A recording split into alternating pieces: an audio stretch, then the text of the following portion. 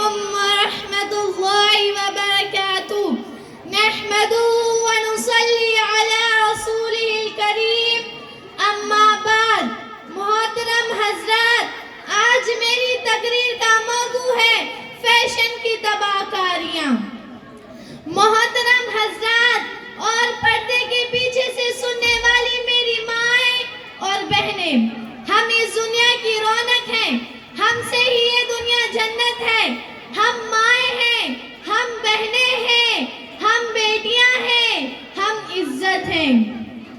کھیتیوں سے لے کے کھلیانوں تک چولہے سے بچوں کے خدمت کرنے تک جس راہ میں ہمارے قدم پڑے ہر قدم کے نیچے علامت ہے کہ ہم اس دنیا کی رونق ہیں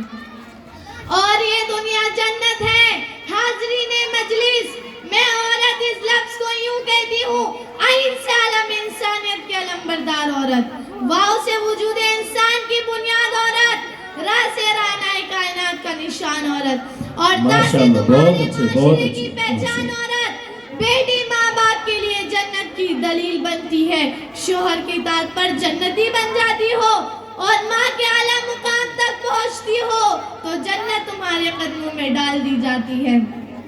تم سیدہ فاطمہ کی کنیزہ ہو کیوں بھولتی ہو تم اپنے بابا کی عزت ہو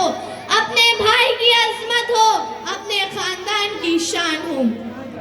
جناب بیٹیاں گھر کی رونق ہوتی ہیں بیٹیاں گھر کے آنگن کی مہکتی کلیاں ہوتی ہیں لیکن جب یہ امت کی بہن بیٹیاں ہاتھ میں موبائل لے کر تنگ لباس پہن کر اور اوڑھنی کا مفلر آدھی آستین کا کرتا پہن کر جب اپنے معاشرے اور خاندان کی حیثیت بتاتی ہوئی گھر سے نکلتی ہیں تو یہ عذاب الہی کو دعوت دیتی ہے کسی شاعر نے کیا خوب کہا ہے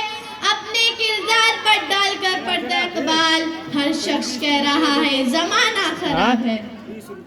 میں امت کی ماں بہنوں سے مخاطب ہوں کیا فیشن کے نام پر بے حیائی نظر نہیں آتی ہر کوئی اپنی جھلک سے بتانا چاہ رہا ہے ہم سنڈے کو الگ منڈے کو الگ اور برتھ ڈے پارٹی میں الگ الگ فیشن میں دکھنا چاہتے ہیں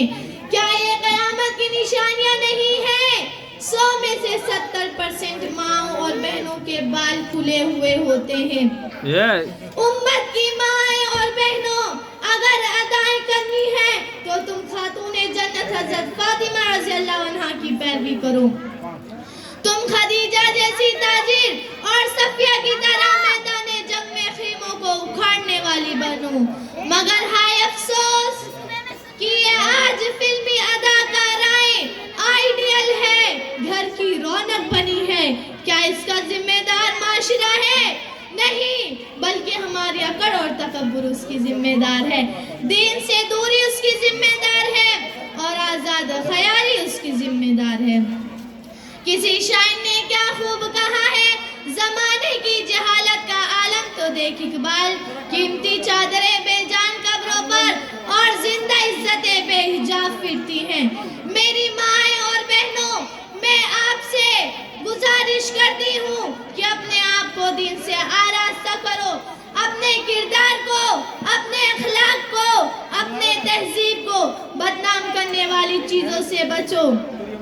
قرآن سے انسیت پیدا کرو اپنے گھر میں تعلیم کو زندہ رکھو نمازیں قائم کرو اور اسلامی معاشرے بنانے کی فکر کرو اور لباس کے پہننے میں مردوں کے مشابہ سے اختیار کرنے والی چیزوں سے بچو ماشاءاللہ بہت خوب کیونکہ ایسی عورتیں جو مردوں کا لباس اختیار کرتی ہیں رسول اللہ صلی اللہ علیہ وسلم نے لعنت فرمائی اپنی قدر و عزت کو پہچانو میں انہی چند باتوں پر اپنی تقریر کو ختم کرتی ہوں اللہ تعالیٰ اس نازک دور میں ہم سب کی ماں اور بہنوں کو ان تمام برائیوں سے